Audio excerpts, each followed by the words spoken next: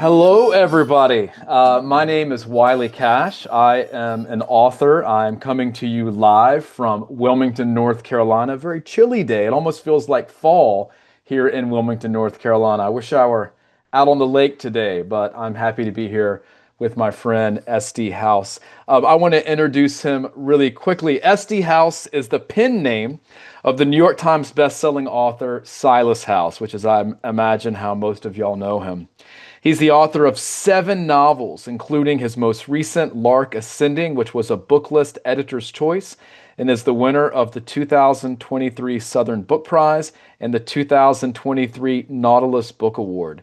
In 2022, he was the recipient of the Duggins Prize from the Lambda Literary. It's the largest prize for an LGBTQ writer in the nation. He was inducted as the Poet Laureate for Kentucky 2023 to 2025, and he also became a Grammy finalist that year. You've been very busy in the past couple of years, and this year you also just recently have your first poetry collection coming out called All These Ghosts. So, Silas, Mr. SD, it's awesome to be here with you. Thanks for letting me do this with you, and congratulations on your new book, Dead Man's Blues. It is the Barnes and Noble mystery thriller pick for October. So, man, you've just had all kinds of deserved good things coming your way. So, thanks for letting me do this with you.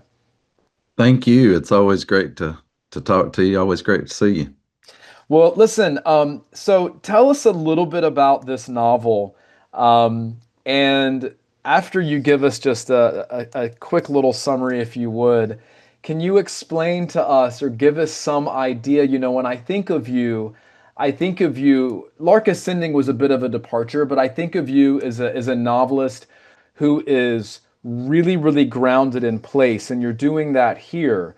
But I think that most people, when they say Silas House or SD House, they're thinking literary fiction, character-driven literary fiction, which kind of can get has its own pack of expectations. But this is a turn toward murder mystery. Can you tell us about the book and then what led turn to this turn toward murder mystery?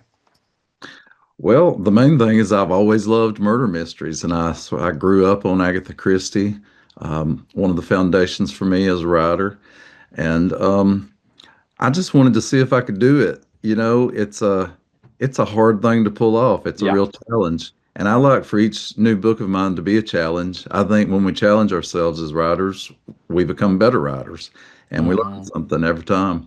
Um, but also, I didn't sacrifice any of the attention to language or Mm-mm. characterization or sense of place or, the descriptive stuff, the sensory, all that.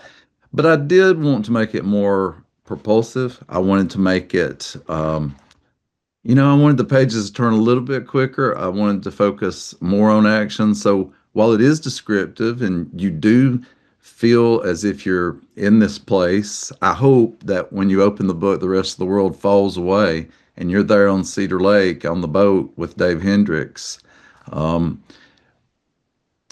but I wanted to just strike that balance of, being language driven, but also making those pages really fly by and turn. I want it to be a bit of escapism. We need some Hmm. escapism right now. We do need some escapism right now. And so this novel opens with the murder, like kind of a very chilling murder at a camp on a lake. So Mhm. can you tell us a little bit about the plot and a little bit about some of the characters? Well, I grew up on two lakes in particular, but the one that this is based on is called Dell Hollow Lake. It's on the Kentucky-Tennessee border. And, it's a place of so much beauty, but it was also a creepy place sometimes. And it was a place of a lot of loss because, for us, it was this place of recreation. But for people who lived there before the lake was created, a lot of families were grieving still because they had lost their land so the lake could be built. So that's sort of at the heart of this novel is that loss that a lot of these families are feeling and some of the grudges that come up because of that. Um, and I just sat down and started out by the first thing I do is get to know my main character. And Hmm. once I get to know my main character well enough, everything else just sort of, it's like you throw a rock in the water, and then the ripples come out, and suddenly you have your plot and you have what you Hmm. need. You have all your other characters. My favorite mysteries are the ones that are deeply entrenched in place. And I think that's why, I love like Anne Cleves is a favorite mystery writer of mine. Her new book came out yesterday, the same day as mine. And you always go to these places that she takes you to. Agatha Christie, of course, did that with Hmm. Perot. You were often going to these sort of exotic places, Egypt or whatever. And with Jane Marple, you tended to be in these little English villages. Um, but any great mystery has a great sense of place. And so I can I just one reason I want this to be a series is so I can keep going back to this place. I want to spend more time on Cedar Lake and I want to spend more time with these characters. I really grew to love them. And I hope that by the end of the book, readers will feel as if they're old friends and they want to see them Hmm. again in the next book. Yeah, and you mentioned some Southern writers that have, or some mystery writers that have that strong sense of place, and a couple of more that I know you're fans of. Chris Offutt, who Yeah. blurbs this book, is a great Southern writer with an intense sense of place, and also Attica Locke down there in Texas, just one of our Sure. great American writers. Another And one. you so nail that sense of place here, lake culture especially, which I want to talk about. But will you read a little bit for us from the novel? Yeah, I'm just going to read the opening of the first chapter. There's a prologue before this where you see the first murder happen, but here you get to know the main character, Dave Hendricks, a little bit. Just about all Dave had left after the divorce were his books, his wiener dog Shorty, a whole crate of record albums, and his houseboat, which he called the Sherlock. Once he'd had the biggest house on Main Street, the most important job in town, mayor, the prettiest and unhappiest wife, two cars, and the only privately owned television set in the entire town of Shady Grove. Even his job had been taken from him. Not that he had wanted to keep it anyway, but still. He had had it all, and now he only had what he really needed. But best of all was having a quiet place to live right here on Cedar Lake. As he sat on the porch of the Sherlock, looking out at the black water and the starry night sky, with Shorty in his lap, a glass of Jameson in his hand, and Bessie Smith playing on the record player behind him, he knew he didn't need a thing more. Nobody knows you when you're down and out, Bessie sang, and that's exactly why he loved her. She always told the pure D, straight truth, no holds barred. The thing was that he didn't even mind that nobody from his old life came around anymore. He had a few new friends here at the marina after only 6 months of living on the Sherlock. They were the misfits, the outcasts, the ones who didn't fit in back in town. But Dave reckoned that's who he had always been too. He'd been fooling himself and everybody else when he'd been the most popular citizen of Shady Grove. The truth was this: Dave didn't like many people. So So just Dave he's such an excellent character, and that's a great way to introduce him. And I won't spoil any fun for our readers, our soon-to-be readers, and tell them who he happens to meet on this fateful night when the story opens. That definitely knocks a spark into the novel. But tell us a little bit about Dave. I imagine, I mean, he's this kind of hero, kind of complicated hero who's already had a great fall when the novel opens. mm, And I think a less astute writer would have put us through that fall and then begun the novel, but you know that people are already more interesting once they've been seasoned. So, can yeah. you talk about coming up with him and how he navigates the world and what kind of challenges Dave has on his hands? Well, one of the best things I ever learned was taught to me by the great Mississippi writer Larry Brown, who told me that the key to creating a great character is to put them in as much trouble as possible right from the get-go. And you Hmm. you parachute your reader in with the trouble already going on. So I think a lot of people, a lot of readers love an underdog. They love someone who has been betrayed by somebody else, somebody who's, starting over. He's starting from scratch, this new life. He's figuring out who he is. Um, so those are things that I just found attractive about him. And having this clean slate allows him to try a lot of new things and these new experiences that are fun for us to go along with him on. Um, and he figures out that what he really loves is to solve crimes, and he's good at it. And so I think there's something attractive about that in a character. He's also, a very loyal person. He's not really an anti-hero, um, the way like Don Draper on Mad Men is, or anything Sure, like yeah. that. But he is complicated and complex. He's really struggling to forgive his best friend who betrayed him. He's really struggling to forgive his ex-wife who betrayed him. Um, but ultimately, I think another thing I love about him is how much he loves where he lives. He loves that lake so much, and some of my favorite moments in this book that's really active are moments when he's just out on the lake and looking at it and thinking about how much he loves being there and the history of it and his family and all that. Yeah, that's something I want to ask you next about lake culture and Mhm. about rural life and what kinds of things you enjoyed putting in this book. But I want to tell our audience, and we've got quite a few people joining us, if you have questions for Silas about anything, whether it's Dead Man Blues or his new poetry collection or what it's like to be the poet laureate of Kentucky, what it's like to be buddies with this awesome, incredible governor of Kentucky, to write music, to write for music publications. I'm sure he would answer anything that y'all would have. But I do want to ask you, Silas. Lake culture is so specific. It's so different than beach culture. So, Mhm. what is it about lake culture that draws you to write about it? And can you talk? A lot of our viewers aren't going to be familiar with the Buried South, these valleys that were flooded for various reasons, whether it be development or hydroelectric plants. So, can you Mhm. talk about those two things, lake culture and then this lostness that these communities have? Yeah, all over the South, especially where I'm from, there are TVA lakes and Corps of Engineer lakes, and they were built for three reasons: recreation, electricity, and flood control. And so those are all really, positive things, right? But like I said, a lot of people lost their land. People who had lived on the same land for generations were moved off of it to make way for the lakes. And also, it's just, all of those places that are now underwater and unreachable and unknown.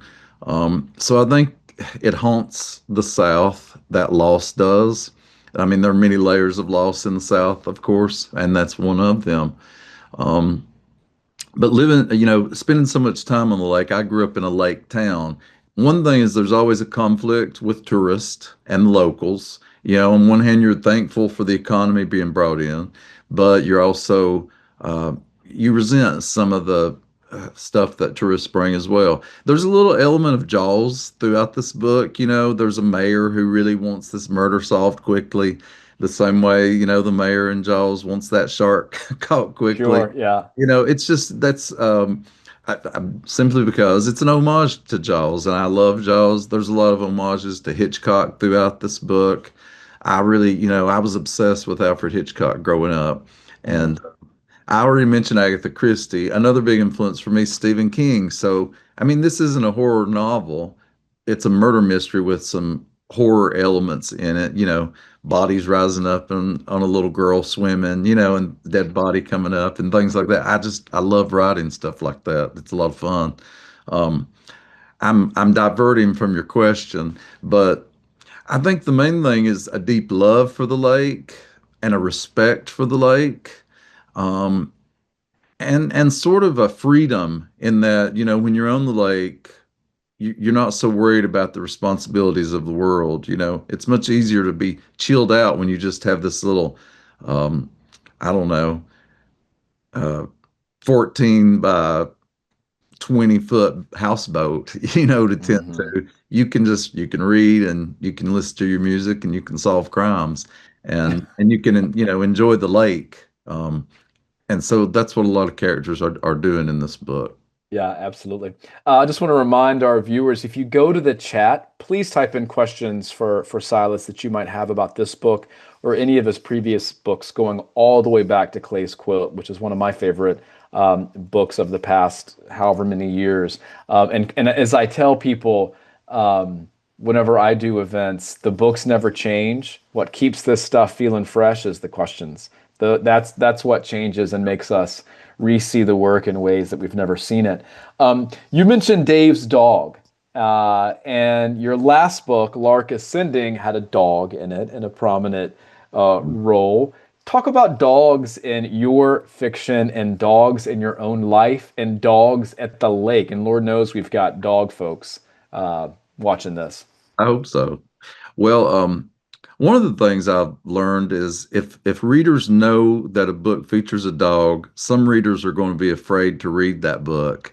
So I will tell you up front, Shorty is never endangered. Shorty is never in any bad situation. So don't worry, you're not going to be traumatized by something bad happening to the dog.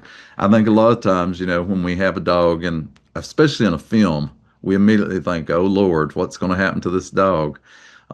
So Shorty is just, a little wiener dog who is a fierce protector of Dave and of their houseboat. And, she just loves to bark and be loved on. And she's just a little bundle of joy. She loves to ride on the boat and have her ears in the wind. And a lot of that is taken from real experience. We had two wiener dogs who we lost, have now lost. But they loved being on the lake. They loved swimming. They loved that freedom of being on the boat. And now we have two more dogs that do that as well. So dogs are just such a Hmm. huge part of my life, and I've never not had a dog, and so I don't quite know how to move through the world without them and without writing about them.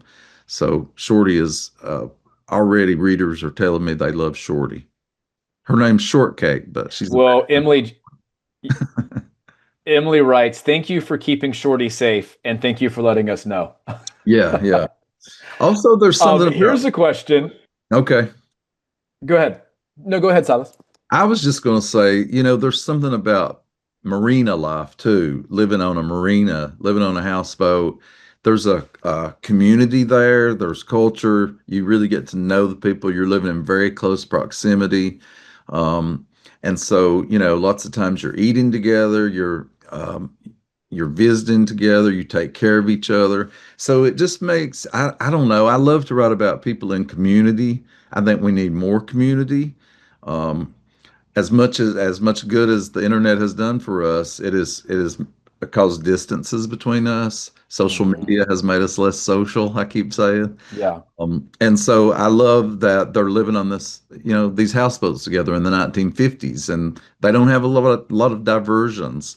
They just talk to each other. Yeah. Well, speaking of marina life, Teresa asks, "Did you ever grab a cheeseburger at the Dale Hollow boat dock?" Yes, absolutely. I think I've done every marina on Del Hollow Lake, and each one of them is known for something different. Like that one might be known for the cheeseburgers, another one's known for the pizza or whatever. Yeah. Jenny asks, "What was the biggest difference from a writing perspective between a literary novel and a mystery thriller book like this one?" Well, I think, with a literary novel, my number one thing is the language. I worry over every sentence. I want it to be very descriptive and there's a little more, it's a little more philosophical, a little, things like that. Mhm. With the mystery, I was thinking a lot more psychologically, and I Mm, was thinking a lot more propulsively. I wanted the chapters. Most of the chapters are pretty short, and they move. There's a lot of white space that keeps us moving.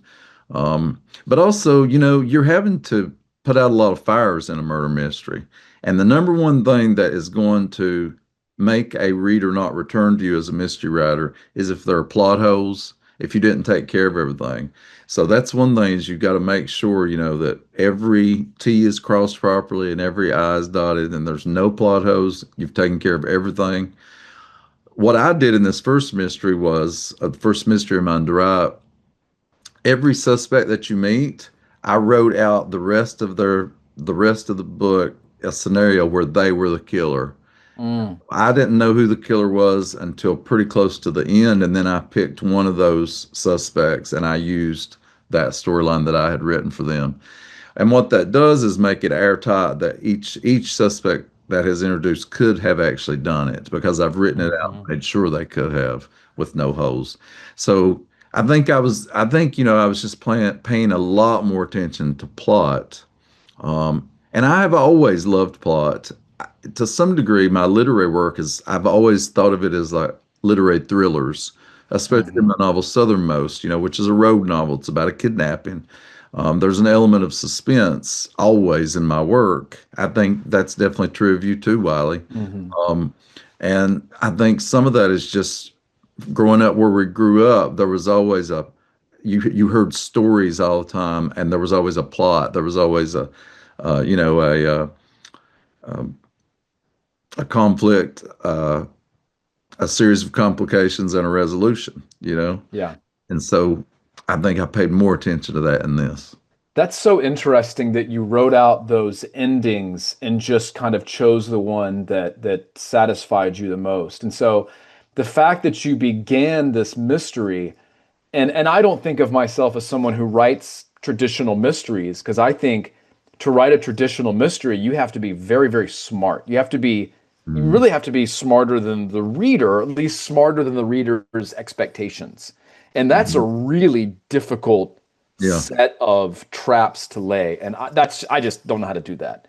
Um, but it sounds like you wrote this as you would a literary novel with Yes. characters who interested you, not knowing what was going to happen, and then you just kind of wrote a bunch of endings, and you're like, "That's the one." That's Yeah. so interesting. Yeah. And the other thing, I mean, if you think of the mysteries that people love, lots of times we don't remember the mystery as Yeah, so much as we remember the characters. Like you yeah. may not remember the plot of A Study in Scarlet, but you remember Sherlock Holmes, and you remember Watson, and you remember the characters, you remember the places, and all that.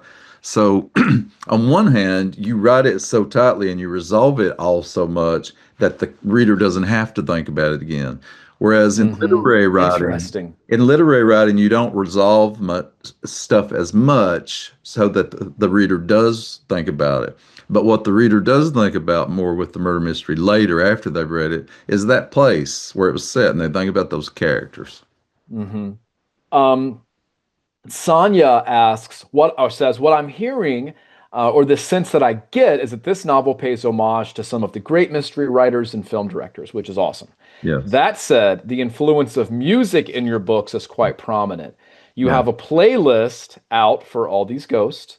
Without any spoilers, is there a soundtrack or music that you would associate with Dead Man's Blues? Yeah, if you go to Spotify and you type in Dead Man Blues, it should come right up as one of the playlists that you can choose from. You'll see the book cover and all the music that influenced me while I was writing this, and a lot of music that's mentioned in the book. It's all there, and you can listen, and it's chronologically arranged, so you can listen to it as you're reading the book. So if you encounter a book or a song in the book, you can just go play it on that playlist. It's right there. And Hmm. that starts out that it benefits me, because if I'm writing a particular scene, I'll be listening to a particular song that I may or may not mention in the scene. And then, but later, when the book is out in the world, I think it benefits the reader because it puts them more firmly in that world, especially a time period novel. Hmm. I mean, this is a historical mystery in that it's set in the 1950s. Hmm. Yeah.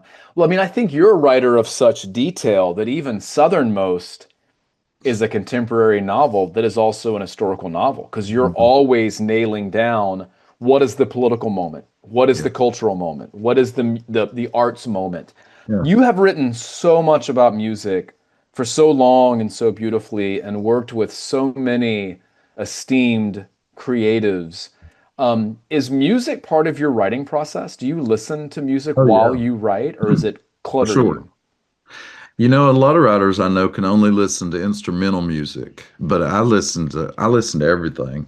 And sometimes I'll play a song and I'll just sit there and get into the song. Other times I'll just put that song on repeat and it plays over and over and over again while I'm writing a particular scene. Or I often will assign one song to a particular character so that every time I'm getting into that character's point of view, I'm able to get in that world via the song. I'm hoping that in this series of mysteries that each book will be named after a different song and will sort of center a little bit around that. Right now, the follow up to this I'm calling "Don't Be Cruel," and I really Mm. like that because it allows me to use, Elvis and in the 1950s. He's mentioned in this book too. You just can't get away from him. It's set in the book in the 50s, but also, that element of cruelty that would, of course, be involved in a murder and things like that. Sure, yeah. Is there for readers who haven't hit the podcast the Spotify playlist just yet, is there a particular vibe of music that you feel like courses through this book, or is there a genre of music that courses through this book? Well, Dave loves the blues, and of course he's pretty melancholy. He's pretty recently divorced. He's figuring himself out, so he's leaning on the blues a lot. But there's also, this is the time when rock and roll is really starting to take over pop culture. So there's quite a bit of early rock and roll and things Mhm. like that. So I think it's a great playlist. Speaking of the blues, and we talked about needing distractions. Melissa writes, in these hard times, I often think of your quote from Lark Ascending, as long as there were still cedar trees and dogs, I reckoned I had a reason to keep going. Um, so that And has there's to. Yeah, and there's cedar trees and dogs in this book too. So they're mentioned a lot. Tammy asks, do you choose who narrates your audiobooks? Um, Recently, I have had a final pick on that. And so, um, yeah, I haven't heard this audiobook yet, but I heard the audition, and I'm really excited to hear what this actor does with it. It comes out October 14th, Mhm. just a little behind the release of the book. Yeah. Um, Charlotte writes, I know of your love of dogs. Are the characters in this book representative of events in your life or people you have met at lakes? Without giving any names away. Yeah, I mean, I think even a character that is totally fictional has elements of people that I meet, that I know. When I'm creating a character, I'll often try to make it a braid of at least three people, sometimes more. And so that braid may be, one braid of that might be somebody's physical appearance that I have in mind. It may be the way somebody talks. It may be the way they think about the world. It may be that, I'm basing one element on myself. In this book, um, one of Dave's elements is that he's in pretty deep grief and he feels lost, and that's something I've experienced a lot over the last 10 years. I've lost some people real close to me. Um, he also is. I mean, every character, yeah, is based on real people, but also I might just see somebody at the grocery store who has something interesting about their face, and I'll give that to a character, So I'm always braiding so that no character is based 100% or even 50% on people I know. Um, I think that makes your characters more three-dimensional when you're able Yeah, to do that. yeah. I always find it hard to write a good antagonist because if you make your characters too complex, they become easier to like because they're too they become too much of human beings. But I really enjoyed writing the villain in this book, and he's really shaped by a lot of elements. They are really shaped by a lot of elements that make them a good villain, I think. Um, what do you feel like you learned writing this? I mean, you're a writer who's never written the same book twice with the same theme or the same, maybe region, but certainly not the same theme and not the same kind of emotions coursing through it.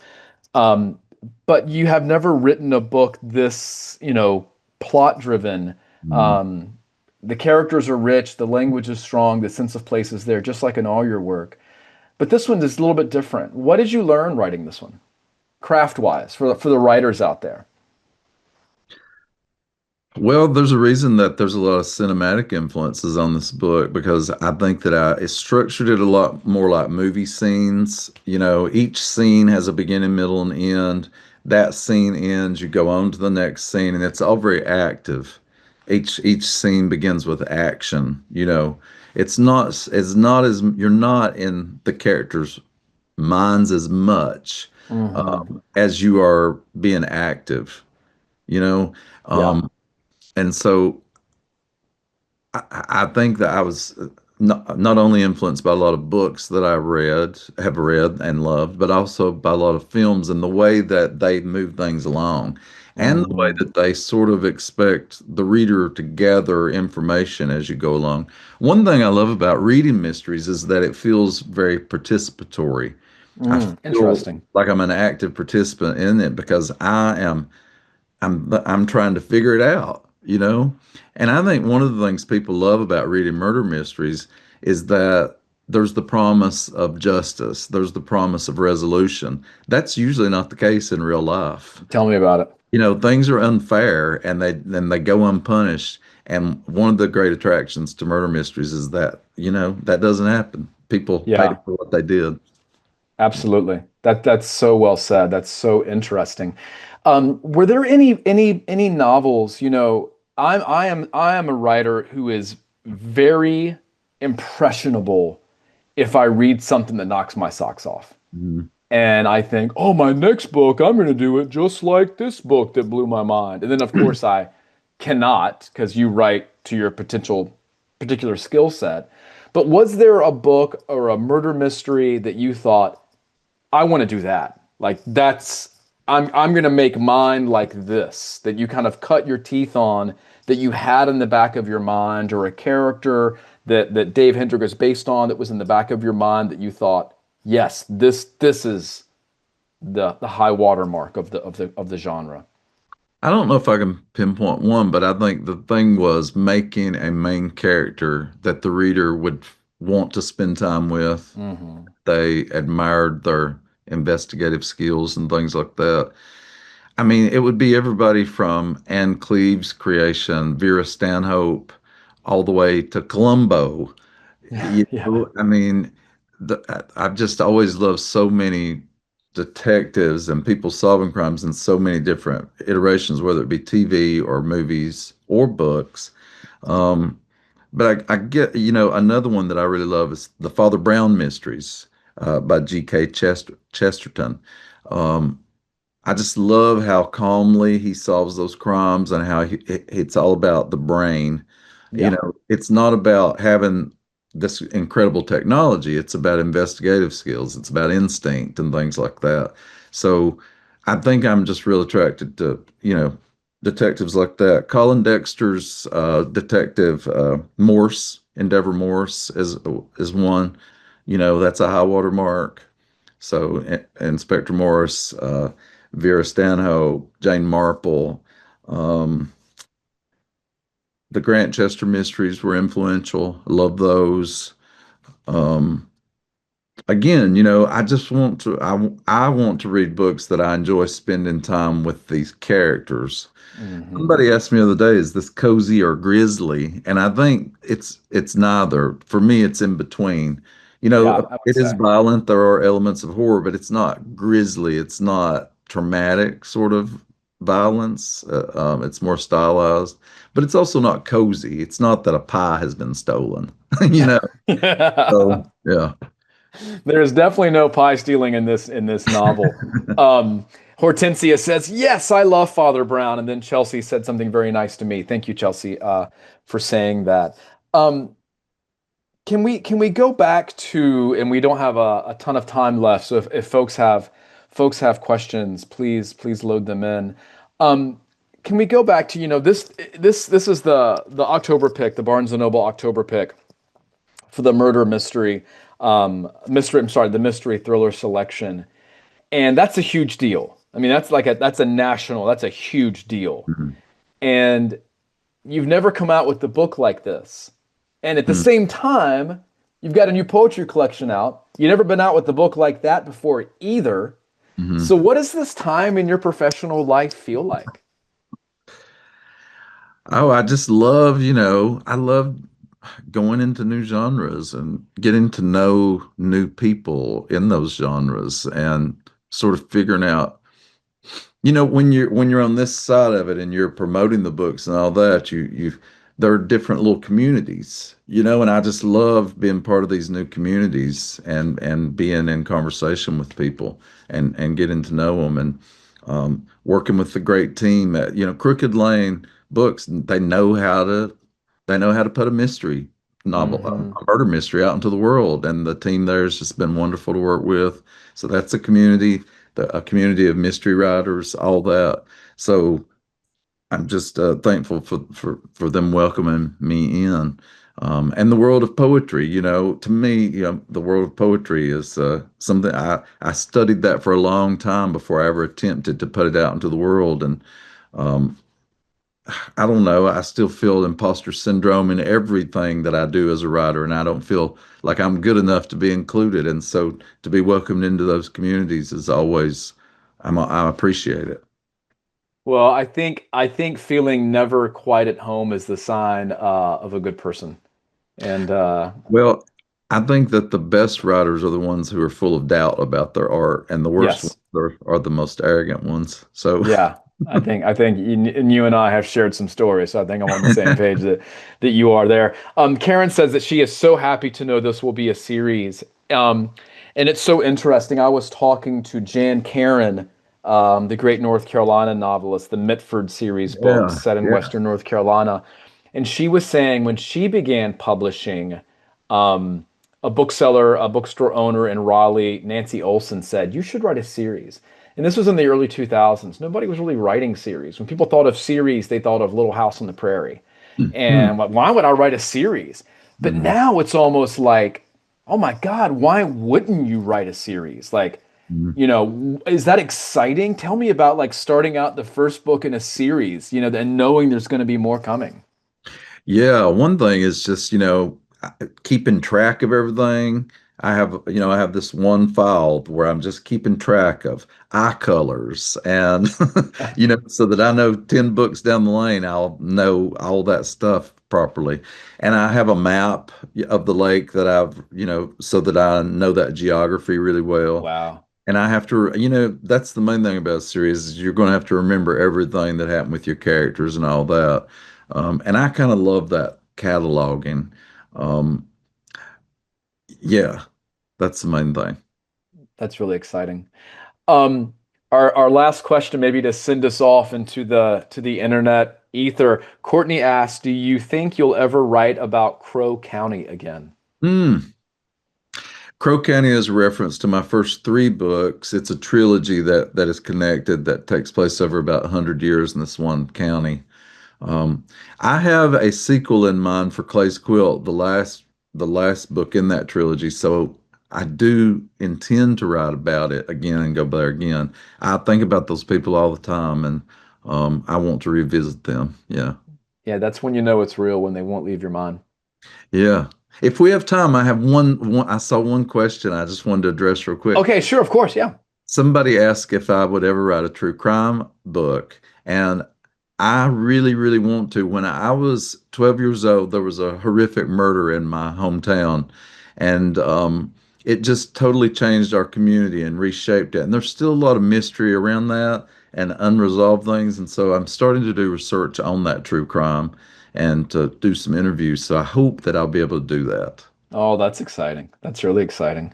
Well, Silas, I feel really lucky that I got to do this with you, especially so close to the book coming out. So thank you for letting me tag along on this big deal for you. It's a big deal for a lot of us. So thank you so much and congratulations.